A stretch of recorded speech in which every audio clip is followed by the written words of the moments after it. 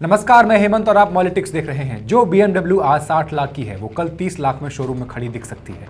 सुनने में किसी सपने से कम नहीं लगता, लेकिन ये सच होने जा रहा है। भारत और यूरोपियन यूनियन की एक डील हुई है।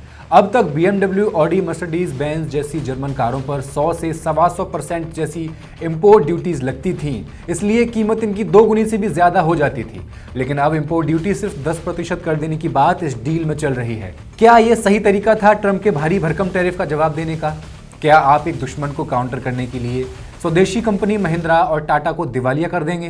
ये कुछ वैसा ही है जैसे नोटबंदी में कहा गया था कि इससे आतंकवाद खत्म हो जाएगा। अब इस डील को कोई हिस्टोरिकल कह रहा है, कोई इसे गेम चेंजर कह रहा है, तो कोई इसे मास्टर डील बता रहा है। लेकिन क्या वाकई ऐसा है? क्या है ये डील आखिर? अगर BMW 30 लाख में मिलने लग गई तो 30 लाख में महिंद्रा की स्कॉर्पियो कौन खरीदेगा? फॉर्च्यूनर कौन खरीदेगा? तो महिंद्रा को स्कॉर्पियो 10 से 15 लाख में देनी होगी। अंत में नुकसान कैसे हुआ? भारत की कंपनीज को और उन विदेशी कंपनीज को भी जो भारत में प्लांट लगाकर हमारे लोगों को रोजगार देती हैं, जैसे टोयोटा, मारुति इत्यादि। इस डील का असर बाजार में दिखना भी शुरू हो चुका है। अगर आपको पता हो तो महिंद्रा के शेयर 4% उसी दिन लुढ़क गए थे जिस दिन इस डील को साइन करने के लिए यूरोपियन यूनियन के अध्यक्ष भारत पहुंची हुई थी। अब सवाल यह है, क्या यह हिस्टोरिकल डील भारत की ऑटोमोबाइल इंडस्ट्री को खत्म कर देगी या गरीब आदमी भी अब BMW में घूमेगा? भारत की ऑटोमोबाइल इंडस्ट्री कोई छोटा मोटा सेक्टर तो है नहीं। ये वो उद्योग है जो डायरेक्ट और इनडायरेक्ट करीब 3 से 4 करोड़ लोगों को रोजगार देता है। फैक्ट्रीज में काम करने वाले मजदूर, ऑटो कंपोनेंट बनाने वाले छोटे छोटे उद्योग, transporter, dealership, mechanics, service centres, एक पूरी इकोनॉमी इन पहियों पर चलती है। अब अगर यूरोप से हाईटेक, हाई ब्रांड वाली कारें कम टैक्स के साथ भारत में धड़ल्ले से आने लगेंगी तो देश की घरेलू कंपनीज किससे मुकाबला करेंगी? कीमत से, ब्रांड से या टेक्नोलॉजी से? सवाल सिर्फ टाटा महिंद्रा का नहीं है। सवाल यह है कि क्या इस डील के बाद छोटे सप्लायर्स तक टिक पाएंगे या नहीं टिक पाएंगे, या खत्म हो जाएंगे? क्या भारत एक मैन्युफैक्चरिंग हब बनने की जगह यूरोपियन कारों का बड़ा बाजार बनकर रह जाएगा? और आखिर भारत यूरोपियन यूनियन की ये ट्रेड डील है क्या?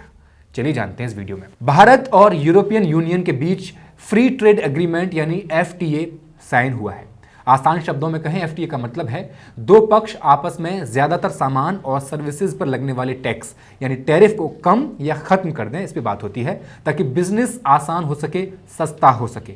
भारत और यूरोपियन यूनियन डील में वही हुआ है, लेकिन ये कोई रातों रात तो लिया गया फैसला है नहीं। इस डील की कहानी लगभग 2 दशक पुरानी है। सुनने में अजीब लगेगा, 2 दशक 20 साल से पुरानी है। भारत और यूरोपियन यूनियन ने पहली बार 2007 में इस समझौते पर बातचीत शुरू की थी। कई राउंड चले, फाइलें घूमती रहीं, ड्राफ्ट बनते बिगड़ते रहे, लेकिन 2013 आते आते बातचीत पूरी तरह ठप हो गई। वजह साफ थी कि भारत अपनी ऑटो इंडस्ट्री और कुछ दूसरे सेंसिटिव सेक्टर्स को विदेशी कंपनीज के लिए खोलने को तैयार नहीं था।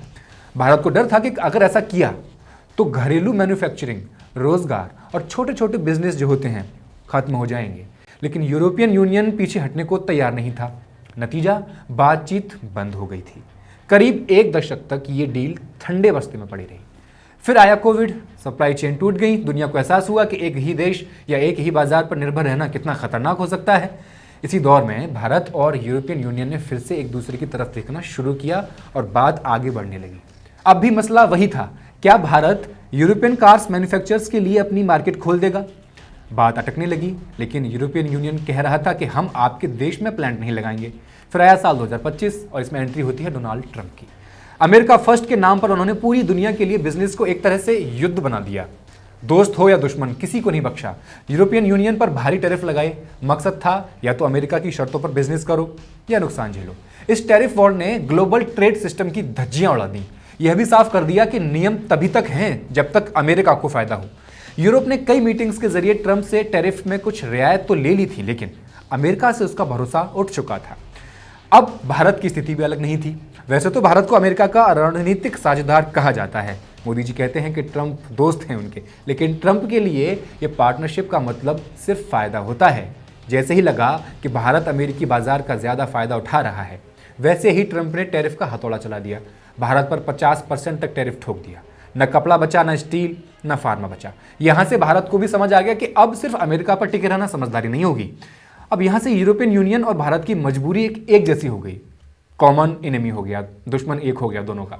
तो यूरोपियन यूनियन को अमेरिका का विकल्प भी चाहिए था, भारत को भी चाहिए था। चीन पर दोनों भरोसा कर नहीं सकते थे। यूरोप को चीन की सब्सिडी और ओवर कैपेसिटी से डर था। भारत को सीमा और रणनीतिक तनाव से डर था। ऐसे में भारत और ईयू एक दूसरे के लिए नेचुरल पार्टनर बनते चले गए। डील हो गई। अब सवाल है, इस पूरी डील से भारत को असल में क्या मिलेगा? भारत के लिए इस डील का सबसे बड़ा फायदा है स्थिर और भरोसेमंद एक्सपोर्ट मार्केट। अचानक से मन बदलकर 50% टैक्स ठोक देने का खतरा यूरोप के साथ कम है। वैसे तो यूरोपियन यूनियन पहले से ही भारत पर बहुत ज्यादा टैरिफ नहीं लगाता था। एवरेज टैक्स करीब 3 से 4% के आसपास ही रहता था, लेकिन फिर भी कुछ सेक्टर्स ऐसे हैं जहां ईयू की शर्तें कठोर हो जाती हैं, जैसे टेक्सटाइल हुआ, गारमेंट्स हो गया, लेदर, फुटवियर हो गया।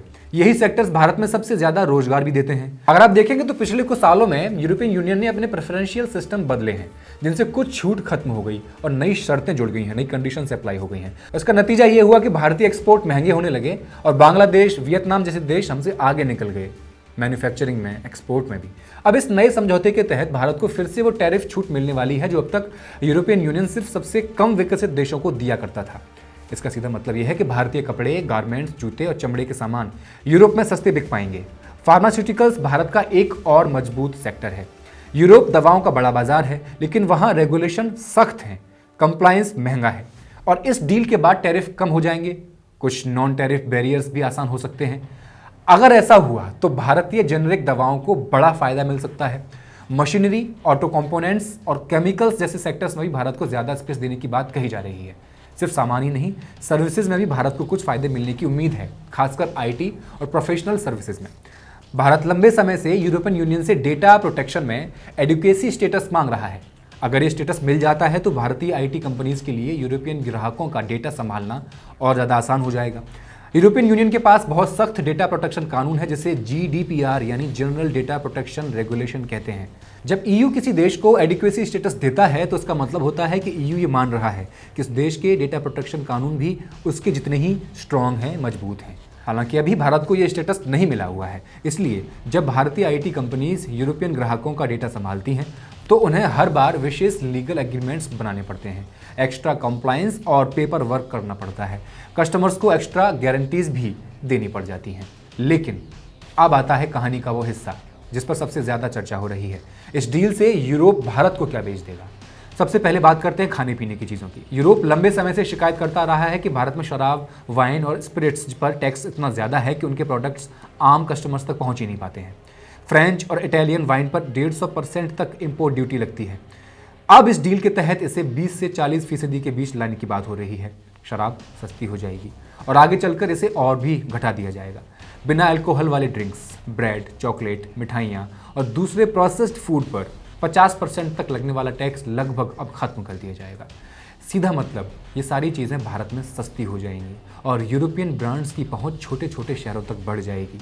लेकिन असली गेम यहाँ खाने पीने का नहीं है, ऑटोमोबाइल्स का भी है। खाने पीने वाले लोग जो हमारे देश में स्वदेशी कंपनी चला रहे हैं वो तो बर्बाद होंगे ही, लेकिन ऑटोमोबाइल पर क्या असर पड़ेगा ये भी जान लेते हैं। ऑटोमोबाइल भारत का एकमात्र ऐसा सेक्टर था जिस पर भारत पिछले 20 सालों से अड़ा हुआ था और जिस पर बात बिगड़ जाती थी कि ये डील साइन ही नहीं हो पाती थी। अब पहली बार भारत ने यूरोपियन यूनियन को ऑटो सेक्टर में इतनी बड़ी रियायत दी है। जैसा कि हम वीडियो की शुरुआत में बता चुके हैं, अभी तक यूरोप से आने वाली कारों पर 100 से 110% तक इम्पोर्ट ड्यूटी लगती थी। इस डील के तहत इसे घटा करके करीब 30 से 40% किया जाएगा और फिर 10% तक लाने की बात चल रही है। लेकिन बात सिर्फ इन टॉप एंड कारों तक सीमित नहीं रहेगी, ऑडी या BMW तक। इस बार इस छूट में 20 लाख रुपए तक की प्रीमियम कारों और SUV सेगमेंट को भी शामिल किया गया है। यानी फॉक्सवैगन, स्कोडा जैसी जर्मन कंपनीज की गाड़ियां भी अब आम भारतीय खरीदार के लिए ज़्यादा पहुंच में आ सकती हैं। सीधे शब्दों में कहें तो जर्मन टेक्नोलॉजी अब भारत में लगभग आधी कीमत पर मिलती दिख सकती है और ये इस साल के दिसंबर तक या अगले साल की शुरुआत में आपको मिलना शुरू हो जाएगा। बेहतर सेफ्टी, बेहतर इंजीनियरिंग, बेहतर ड्राइविंग एक्सपीरियंस, कस्टमर्स के नज़रिए से सब बढ़िया खबर है। लेकिन सवाल ये है, इस खुशी की कीमत कौन चुकाएगा? इस डील में कहीं भी ये नहीं लिखा है कि यूरोपियन कार कंपनीज भारत में अपने मैन्युफैक्चरिंग प्लांट लगाएंगी। वो यहाँ रोजगार नहीं देंगे किसी को। BMW, मर्सिडीज, फॉक्सवैगन या स्कोडा, इन सब के लिए भारत अब एक बड़ा बाजार ज़रूर बन गया है, लेकिन प्रोडक्शन हब नहीं बना है। ज़्यादातर कारें यूरोप से सीधे इम्पोर्ट होंगी। इसका मतलब साफ है, भारत में नई फैक्ट्रीज नहीं लगेंगी, नई नौकरियाँ नहीं बनेंगी। साथ ही यूरोपियन कार्स की वजह से टाटा, महिंद्रा जैसी कंपनीज की सेल में गिरावट आएगी, नौकरियां जाएंगी, शेयर घटेंगे। आनंद महिंद्रा का ट्वीट इसी बेचैनी को बयान कर रहा है। उन्होंने सीधे सीधे डील का विरोध नहीं किया, लेकिन इशारों में चेतावनी ज़रूर दे दी है। अब सीधे सीधे वो इस बात का विरोध क्यों नहीं कर पाए पता नहीं। उन्होंने लिखा है कि बचपन में उनके पिता उन्हें अक्सर एक सलाह देते थे, जल्दी करो लेकिन धीरे। उस वक्त उन्हें ये बात अजीब लगती थी, समझ नहीं आती थी। उन्हें लगता था कि ये तो एक दूसरे के उलट बात है, जल्दी करो लेकिन धीरे। लेकिन जैसे जैसे उन्होंने काम करना शुरू किया, बिजनेस की दुनिया को समझा, वैसे वैसे इस सलाह का मतलब साफ होता गया। इसका मतलब है कि अगर आप बिना सोचे समझे जल्दबाजी करेंगे तो नुकसान होगा, लेकिन अगर सोच समझकर सही रफ्तार से आगे बढ़ेंगे, जल्दबाजी करेंगे सोच समझकर, तो लंबी रेस में वही सबसे तेज तरीका साबित हो जाएगा। आनंद महिंद्रा का कहना है कि आज भारत को भी ग्लोबल ट्रेड में इसी सोच के साथ आगे बढ़ना चाहिए। दुनिया के लिए बाजार खोलना ज़रूरी है, मुकाबले से भागा नहीं जा सकता, लेकिन जल्दबाजी में ऐसे फैसले नहीं लेने चाहिए जिनसे लंबे समय में देश के उद्योग और रोजगार को नुकसान पहुंचे। कहानी पर वापस आते हैं। इस डील में हालांकि यूरोपियन ईवीज को बाहर रखा गया है, उन पर अभी भी टैरिफ जारी रहेगा। तो कुल मिलाकर भारत EU FTA को आंख मूंदकर जश्न मनाने वाली जीत नहीं कहा जा सकता। सवाल ये नहीं कि बाजार खुले या नहीं, सवाल ये है कि भारत अपने बिजनेस, उद्योग, रोजगार, मैन्युफैक्चरिंग को इस खुले मुकाबले के लिए कितना तैयार कर पाता है।